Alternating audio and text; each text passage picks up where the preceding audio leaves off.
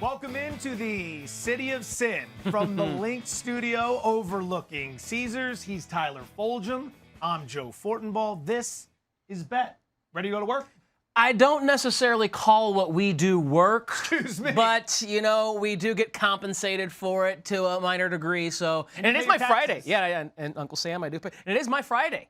So, I mean, I got my 2 days off coming up. So I might kind of coast a little bit. You may need to kind of carry the show as I've already kind of moved into the weekend and where I'm going to be playing golf around Vegas this weekend. All right, let's figure it out for the great people who are watching. Thank you for all who have tuned in this week for the debut. We have greatly appreciated. This is episode 3. We've got a lot to get to. Game 1, Western Conference Finals, Lakers-Nuggets. Game 2, Heat-Celtics. That's coming up on ESPN at 7 o'clock Eastern. We got to get to Thursday Night Football. We got the debut of the Parlay to Paradise. 9-team parlay. We're trying to get paid. Sounds fancy. Tomorrow might just be your last day ever. Or today could be your last day working. You could just be in paradise the rest of the way out, but we are going to begin with what we like to call, how to survive your survivor pool. A lot of people went down in week 1 this past Sunday. Yeah, the Philadelphia Eagles were a popular pick. They got rocked at Washington. The Niners were a popular pick. They lost to the Cardinals. The Colts were a popular pick. They lost to the Jaguars. You, sir, had the Buffalo Bills. You survived. Yes, I did. You survived. So what are you giving the people for this week? Well, again, I'm going to go back to what I've been relying on as a strategy, so to speak, for survivor pools. There's a few teams that you think you're going to want to pick on a lot this season. Jacksonville coming into the year, Washington, the Jets. And with those Jets, I have this week in my survivor pool the San Francisco 49ers. They're about a touchdown favorite, so that's a good start right there. Vegas knows, we know that the 49ers are a much more talented team, a superior team when all things are equal.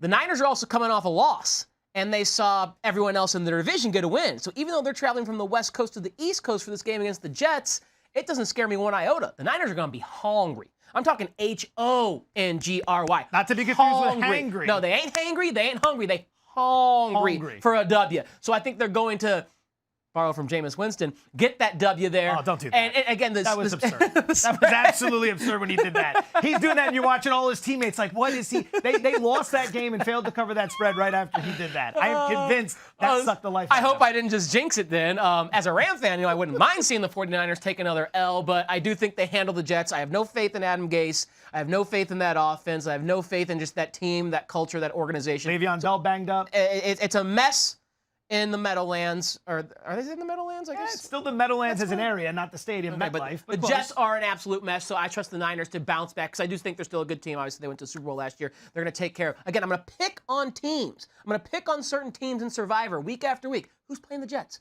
Who's playing the Jaguars? Who's playing Washington? Who's playing these teams that we think are going to be some of the worst in the NFL? Find that opponent. And because go back to, what was it, 2009, 10, 11, when the Lions went 0-16, all you had to do was pick their opponent, and you would have won your survivor Except for pool. the divisional games, because you can't do the Bears twice. But yeah, okay. find the bad teams and pick against them. You make Novel a good point. concept.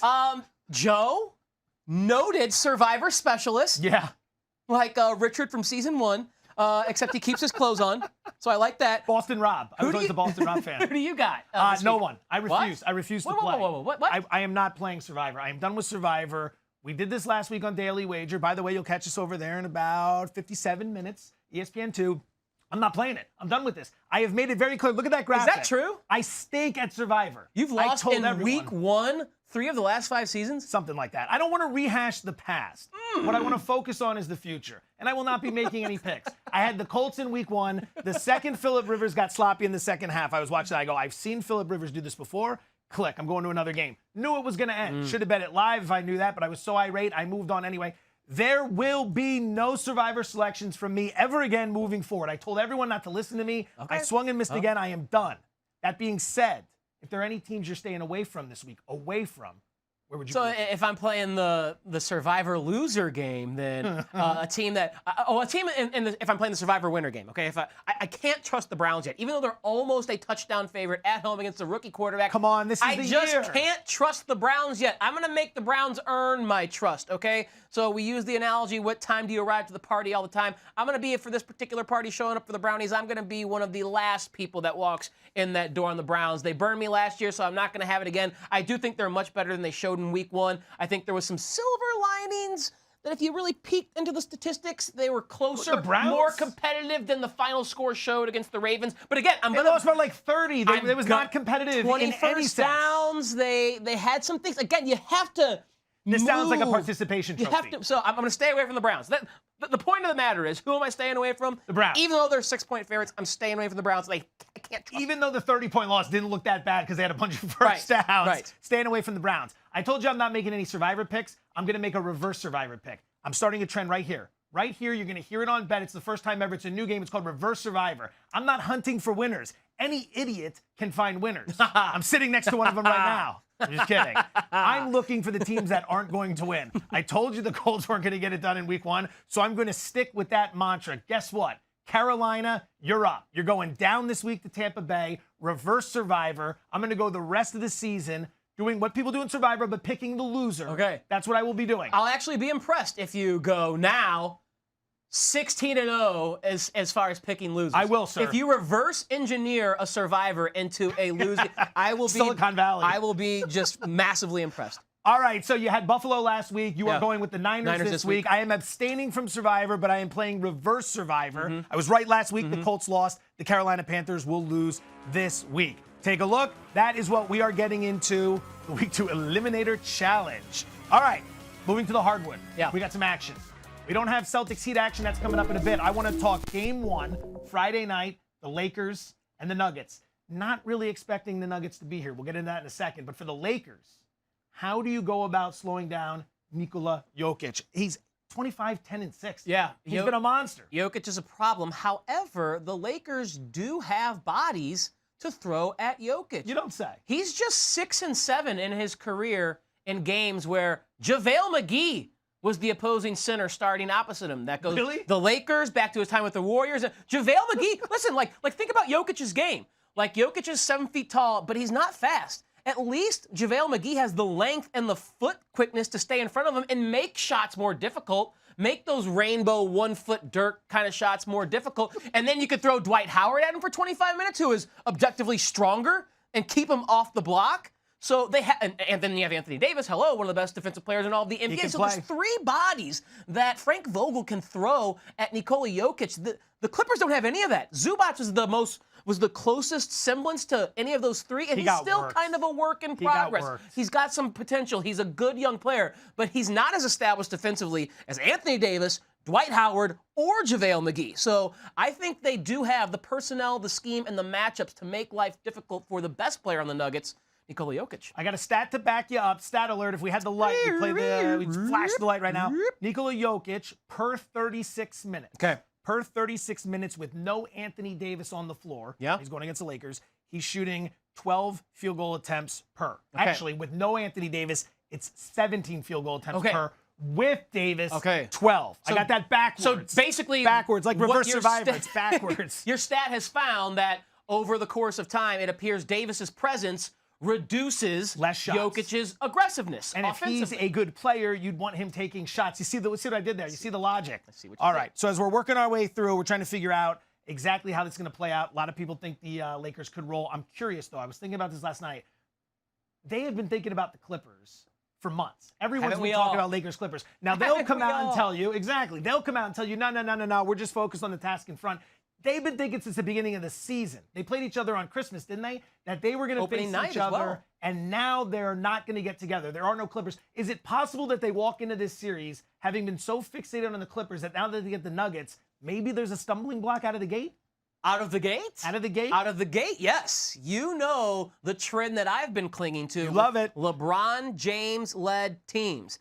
In the postseasons, I will reiterate, LeBron James-led teams have lost 6 of their last 7 game ones of a postseason series. That, of course, includes the only 2 losses he's had with the Lakers in this postseason. Game 1 against the Portland Trail Blazers, Game 1 against the Houston Rockets. They've won 4 straight games after that in both of those series. So I can very easily see another early stumble by the LeBron and the Lakers in this series, but I do think ultimately over the course of 5, 6, or 7 games, they're too big, they're too good, and they have the best player on planet Earth, LeBron James. You really mean-mugged the camera right there. I mean, you let America know and the world beyond exactly what you were thinking. I'm going to cling to it. I'm going to keep repeating it until this trend is bucked by LeBron and his Lakers. I really just think, after observing LeBron over all these years, he likes to use game one of a series, not as a throwaway. I'm not going to go that far, but he wants to, more than anything, he wants to win, but he wants to see how opposing coaches, defenses attack him. And he wants to find out where those weaknesses are. He wants to go back to the tape afterwards and say, this is how they were fronting me in the post. This is the driving lanes they were using. And then he has that banked in his, Michelangeloian brain. Michelangeloian? We'll Da allow it. Vincian. How about Da Vincian? That's easier. We'll allow Da it. Vincian brain, and then he uses that for the rest of the series to dissect them. All right, X factors. Give me someone outside of Murray, Right. Jokic, The LeBron, and superstars. Anthony Davis we should be paying attention to. Michael Porter Jr. There you I go. keep bringing this up. Michael Malone, I thought it was going to Huge burn game him not 6. writing enough of Michael Porter Jr. in the last 2 series, but they were able to come back on the shoulders of Murray and Jokic. Porter Jr., I think they're going to need his scoring. He's such a unique weapon offensively at 6'10", with his ability to stretch the floor, put the ball on the deck, get to the rim, and score. The strength of this LA team is their defense. It's not like the Clippers. The Clippers' strength is their offense. The strength of LA is their defense. So you have to score. If Jokic's going to be bottled up by those 3 big men, if Jamal Murray's going to have trouble against the likes of Danny Green, LeBron James, whoever goes on him, Kentavious Caldwell-Pope, then you need someone who can get you easy buckets. And Michael Porter Jr. gets easy buckets. That's just facts when you're 6'10" and shoot like Kevin Durant, basically. So I think he's going to be an X factor. I don't know. Buckets. I don't know if Michael Malone's going to trust him because of the defensive lapses and issues, but I think if I was Malone, I'd be willing to sacrifice that because I would look at increasing my probability the most to win this series is to somehow outscore the LA Lakers. Get enough points because you can rely on your defense. It's a great strategy. Outscoring the other team generally Does that generally work? So I want more minutes from Michael Porter Jr. I think he can be the X factor for Denver to make it as difficult as possible for the Lakers. For me, it's easy. It's Rondo. He had that first game coming back from injury, and everyone thought, get Rondo off the court. He has been sensational since. Intelligent.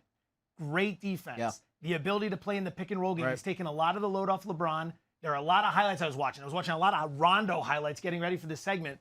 LeBron not having to bring the ball up the court saves energy. When he's sitting down, Rondo can still get the ball to Anthony Davis. He's playing great basketball. That is going to be the X factor for the Los Angeles Lakers. Now, I'm going to need a pick. After all, the show is called Bet. Yeah, game 1, I'm going money line on the Nuggets. Money line Yeah, Nuggets? I'm going money line Nuggets. I think the trend you. continues. I think they take another L in game 1, the Lakers, so I'm going to keep riding it. Money line Nuggets game 1, but I think ultimately the Lakers win the series. I'm going to play under 212. Total sitting around 212. Both teams are slower when it comes to pace. Since they've gotten into the playoffs, they've dragged the pace down even more. Pace is a metric that measures how often you have possessions, right? 90 possessions a game, 100 possessions a game. More possessions could lead to more shots. More shots leads to more points.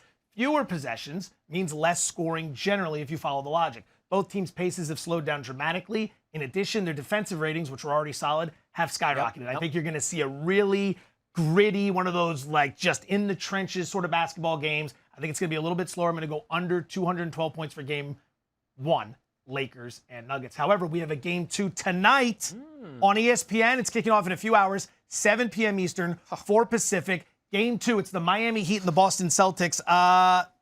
Jimmy Buckets did it again. The fourth quarter the other night, they come storming all the way back to beat the Celtics. They force overtime. They win 117-114. If you're Brad Stevens in Boston right now, what are you doing to bounce back from that? I don't know what You look nonplussed right now. This is the most difficult playoff series by far, and I think it will be the most difficult playoff series by far, no matter what the finals matchups are, to handicap, to figure out what's going to happen. Because I see almost literally no differences in this team when you step back from like the 30,000-foot view. They may do it a little differently. With Boston offensively, it's their depth, their ability to isolate and score. For the Miami Heat, it's their ability to shoot the 3, move the ball, run action through Bam Adebayo, one of the best, maybe the best big man passer outside of Nikola Jokic. They're both awesome defensively. They have all defensive caliber players individually. Their scheme is awesome. Their cultures are awesome. Their coaches are awesome. This is the most difficult series to handicap for me. Ultimately, here's all I can really tell you about the series, Joe. Like, from game to game, I can't really tell you much. I wouldn't trust. I'm going to kind of pass. I'm going to fade betting this series from game to game. But I picked Boston before the series. Now they're down 0-1, so I jump on Boston. I think it's plus 375 at Caesars William Hill to win this series, in 7. So win 4 of the next 6. So win 4 of the, They got to win exactly in 7. They got to win exactly in 7, but I can't imagine this doesn't go 7. Do you see it going less than 7 with how even it feels 7. It feels 7. I don't see anyone blowing anybody out. I think the key tonight is going to be the adjustments on behalf of the Celtics and Brad Stevens. Take a listen to this. During the regular season, the Miami Heat played more zone defense than anybody in the NBA. More zone defense than anyone in the NBA. So they get to the playoffs, and the first 2 series against Indiana and then against Milwaukee, they played no zone defense. They go back to man-to-man. They're playing more zone than anyone during the regular season. Then they go back to playing man-to-man. So you're thinking all this tape, if you're Boston, here comes man-to-man. And then guess what? Game 1, Miami goes back to playing the zone. Befuddled Brad Stevens. And Brad Stevens is not easy to befuddle. No, he's not. So now you have the game of experience. I think all the players are going to be sitting there watching that tape, making the proper adjustments, and that's going to be the key for the Boston Celtics in this game. Home court advantage. Home teams in the bubble during the playoffs, 80 and 76, right around 500, which is what you would expect. I'm wondering, a team like Miami, are they benefiting more than anybody else from being in the bubble? Take a listen to this. During the regular season, Miami was 29 and 7 at home. Fantastic. But when they went on the road, 15 and 22. Them and the Philadelphia 76ers had the most dramatic home road splits. Miami is thriving right now because they never have to go on the road. Are they benefiting from this? What did Jimmy Butler say when the bubble started? He didn't want to wear any name on the back of his jersey, no social justice message. He said, you know what? This is a business trip. It's not a social justice trip. This is a business trip, and they have treated it as such, and I think they're kind of absorbing that ethos from their leader, Jimmy Buckets. And permeating the skin. It's permeating the locker room. So again, I won't be surprised if the Heat win this game and go up 2-0. It's just hard for me to pick a spread in any game in the series that's more than half a point. Because it's literally, to me, just a coin flip of who's going to win. I picked Boston before the series, before any game was played, before we saw anything. So I'll just rely on, again, that series price, Boston plus in 7, plus 375. But from game to game, to me, it's going to be nearly impossible to figure out what's going to happen. Unfortunately, that's what time it is for this game.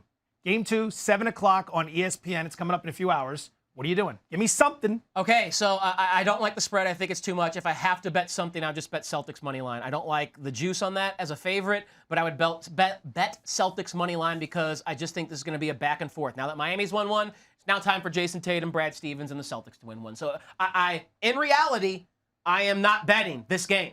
But if I had to advise, if you want to take my advice for this game. Nothing with Jimmy Butler. Jimmy Butler, I will say this. Jimmy Butler, I've talked a lot about him in this series being a great player and a closer. But I think Jimmy, especially with the way Brad Stevens and the Celtics are defending him, is someone who's going to be more of a facilitator. So his assist prop total in this game at Caesars William Hill is 4.5. I would go over that. If you look at game 1. 5 assists for Jimmy Buckets. He had 5 assists. Jimmy Dimes in this game. Jimmy Dimes had 5 of them in game 1. But he had 14 potential assists. So what that is passes that went to a player that they attempted a shot. So 14 potential assists, only 5 of them were converted. And the reason why I think Jimmy is becoming a facilitator, Boston can guard him. 71% of his shots were contested shots. And Jimmy, until the fourth quarter, is not going to force it. Once it's Jimmy Buckets playoff time in the fourth quarter, but I think for the first 3 quarters, he's going to be facilitating alongside Bam Adebayo because that's what the defense is giving him. And then in the fourth quarter with the game closed, that's when he turns it on. So over 4.5 assists for Jimmy Bucket. I like these player props a little more than betting the game, the total, the spread. I got a double dipper for you tonight. I am confident in the Boston Celtics bouncing back. I will lay the 2.5 with Boston in this game for all the reasons I outlined earlier. I love the fact that they're going to be able to make the adjustments. Miami playing lots of zone during the regular season, going back to man when it was the first and second series against Indiana and Milwaukee, then coming out and playing zone in game 1. I think Brad Stevens is going to make the adjustments. I trust the coaching. I trust the Celtics. They're deep. They have a lot of ball handlers. I'll lay the 2.5 with Boston. And a little sampler, a little one on top for you. Little cherry on top. Celtics in the first quarter, minus half a point. Miami can close, but they start slow. In 10 postseason games this year, they've been outscored in the first quarter 7 times. Of 16 playoff teams in the bubble this year, they rank 12th in first quarter scoring. Desperation for the Celtics down 0-1. I like them to come out and score. Now, to the battleground state of Ohio. Yes. And everybody likes to talk politics. So we were thinking we'd bring in a little, no one likes to talk politics. There's nothing fun about talking politics, which is why we were going to stay away from that. And we're going to talk Bengals, and we're going to talk Browns. The battle for Ohio, although if you brought Ohio State into it, they would probably Might be the best program in that. Probably be the most successful state. program. But here we are, both teams 0-1.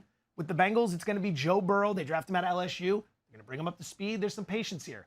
With the Cleveland Browns, year 3 of Baker Mayfield, maybe not so much. How much pressure is on the former number 1 overall pick? Yeah, I think there's a lot of pressure on Baker Mayfield. I think whether it's fair or not, that's where the media is going to look if they drop to 0-2, or that's where a lot of cameras, a lot of cutaways on the Thursday Night Football presentation are going to be on Baker Mayfield on the sideline after he throws a pick, or if something happens, or for good. It's all going to be predicated, whether it's fair or not, on Baker Mayfield and that narrative. So I wonder if he is feeling pressure. I know that it is being applied externally from the media, from the fans, from just, casual football fans at large are saying, what's the deal with this guy? He was so great at Oklahoma, and after that rookie year, I think he took a step back his sophomore year, and he lost in not dramatic fashion. Just is that your media voice? Yeah, is that the voice you do when you're doing the general media? That was my media voice. Do I take that personally? I guess I'm technically part of the media. Well, I'm clowning myself too, if that's the case, but that's nothing new. The pressure's on. Is key. The pressure is on.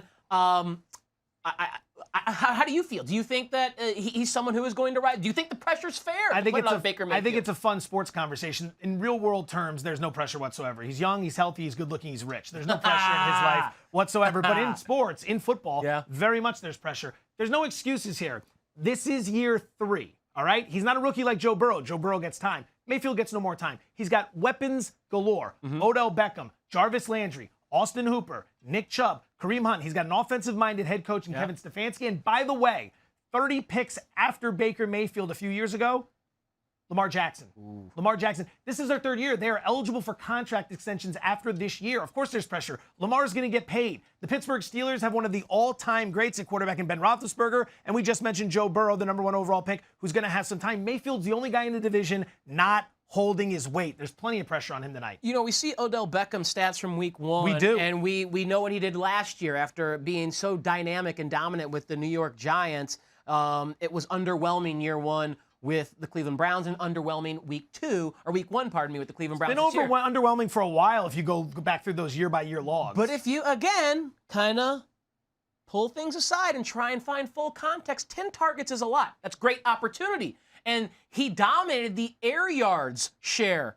What that is, air yards. Basically, Baker Mayfield, when he releases a pass, how many yards did it travel in the air before it reached its receiver? So any yards after catch are negated. They're not part of that. It's just how far did a pass go in the air from the quarterback to whichever receiver? And he was the one who dominated of all the possible yards that Baker Mayfield threw for from his hand to a receiver. He dominated that week 1 share. So Mayfield is getting looks. And I will say of the 10 targets, by the way, this is why it's full context, Pro Football Focus rated just 4 of those 10 targets from Baker Mayfield as catchable. 6 were not great, uncatchable. Bob. So again, we look at Odell Beckham and say, what's going on here? Maybe him and Baker are on the same page. Maybe there's some blame to put on Baker. Why is Baker then being erratic? Is it the offensive line? Is it something that's going on in his head? I don't know. But there's a breakout game coming for Odell Beckham. I just don't know if it's this game. Because I think in this game, Kevin Stefanski needs to ride Nick Chubb and Kareem Hunt and minimize Baker Mayfield and Odell Beckham in the passing game's imprint on this game. The way to beat Cincinnati's on the ground, right? At the beginning of COVID, when everything shut down, I would have paid $50,000 to watch this game. Now that sports are back, it's like, I'll take it. I'll take it, NFL. Thank you for giving it to me, but not as enthused as I may have been. But you know what we're doing right now. So what are you doing? Where are we going? Thursday Night Football. Again, it's not one that I necessarily love. I do think the Browns win this game, but 6 points is a lot to lay with a team that is perpetually and always seemingly letting us down. So I will take Cincinnati +6.